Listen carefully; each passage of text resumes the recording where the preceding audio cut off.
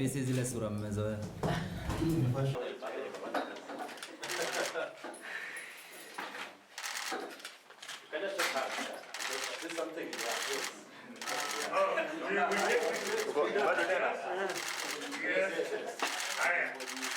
Beginning today, we will count 60 days, and we have therefore come up with a calendar of events.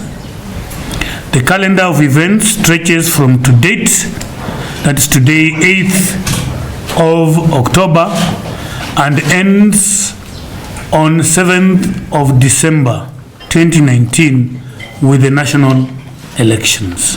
We'll be guided fully with the Constitution of Football Kenya Federation, with the statutes of CAF and FIFA. Now, good. Thank you.